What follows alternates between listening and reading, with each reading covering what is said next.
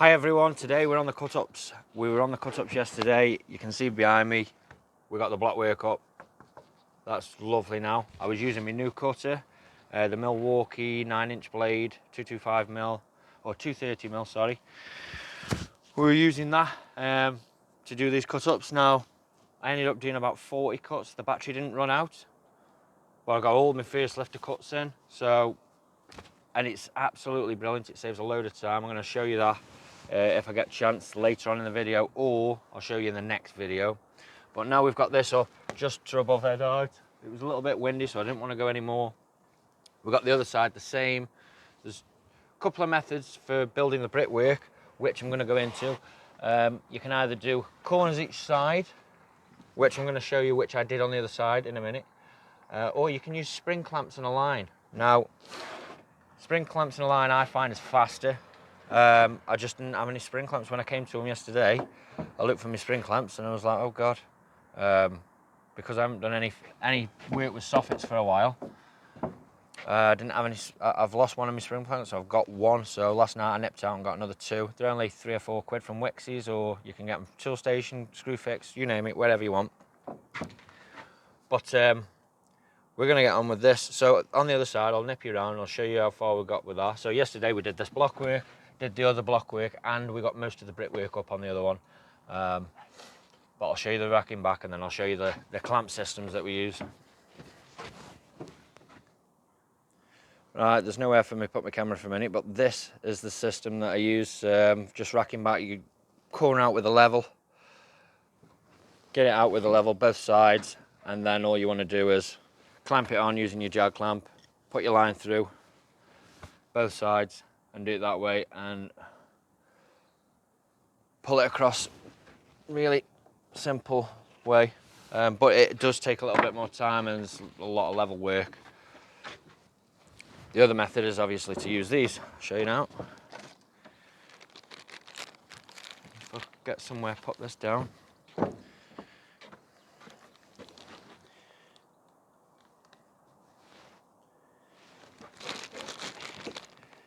If you use a spring clamp, nearly lost that then.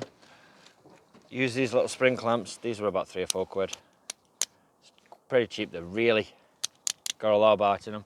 And I'll show you exactly how we use these in a little bit. Once I finish this side, get this running, and then we'll go across there and I'll show you how to do these. A lot of people weight them down with bricks, the line. I don't tend to like to do that. I like just wrap it around a nail. But I'll show you. So we'll get on with it. It's getting on for 5 to 7. Get some mortar out. I've had a few comments over the mortar. Ready mix mortar. The point I was trying to make was it's the easiest thing to make money with. That's the best. That's why I was saying it's better, because your mortar's on your bay at night. It's ready mix. You haven't got to mess about with silos, getting it dropped off, all that kind of stuff. I mean, you got to get it dropped off the night before, but for quickness of use and making money, you can't beat ready mix. Now, if we were going to go on about strength of mortar, the very best thing you can use is hand mixed mortar, and it shows when you come to cold temperatures. In cold temperatures, you can use hand mixed material, 1 and rising. Silo muck and everything is 2 and rising, and this ready mix, and anything with hydrated lime mortar is 3 and rising. So if anybody tells you any different, it's either because you're regional or it's where you're working, but that is the guide, and nothing will come up to strength quicker than hand mixed mortar, especially if it's mixed correctly. So I'll just put that one to bed right now. I'm going to get on with a bit of work. Ozzy's just rocked up, just seen him. So without further ado, I'll see you in a bit.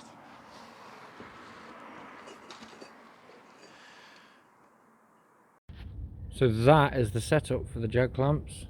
Straight in and out, and when you want to move it off, I literally just, well, I've wound that too many times, unloosen it, move it up, and then tighten it again. You only really need to go around a couple of times. That's it, job done. So we'll keep moving up like that. Should have this section done very quickly, and then we'll get on to the next section. So this is the spring clamp method. I'll just show you now, and this is what I do. Turn you around. So you want to hook in firstly,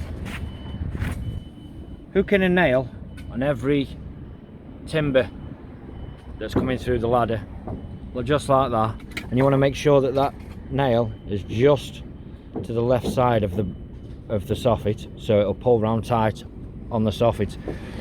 Then get your tape measure and just literally measure down to your line every time.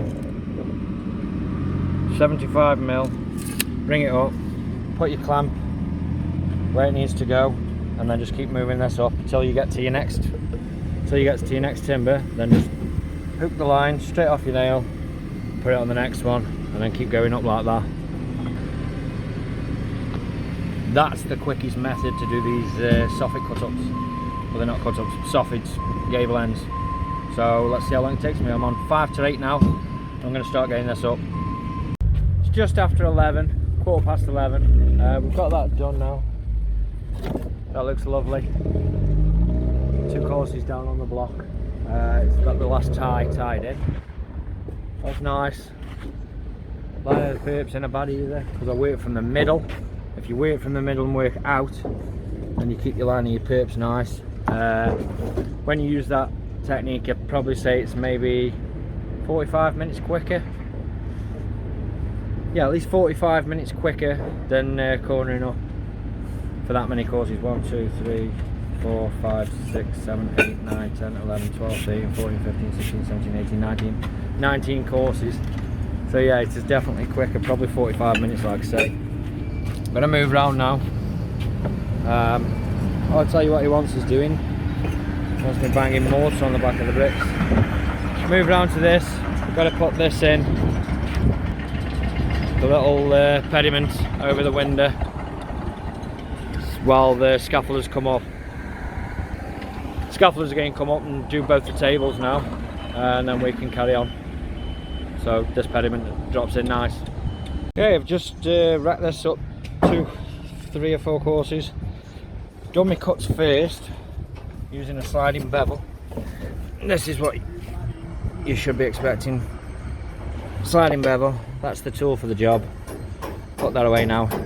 Milwaukee cutter, look at the cuts. Absolutely brilliant. What do I rate it out of 10? Well, good 8. Battery life, fairly alright. Battery life's not bad, to be fair. I've got 40 cuts out the block. Do them. Right, let's have some dinner. Well, we've made good time. Everything's wrapped up where we want to be. Got that one in. That pediment. That one's done. The other 2 sides are loaded. Well, one side's fully loaded. That's the one I've done this morning. Got that in, and I did 6 courses on the other side. That's in. So come Monday, got the 2 tables to finish on this, the show home, and that's pretty much us done for the show home then. So I hope you've enjoyed today's video. If you have, give us a thumbs up. If you haven't, give us a thumbs up, and I'll see you in the next one. Subscribe if you're not subscribed to the channel. It only takes a second. Bloody hellfire, I haven't got much room up there, I'll tell you. Have a great weekend. The sun is out. Don't get too burnt. Don't drink too many beers. See you later.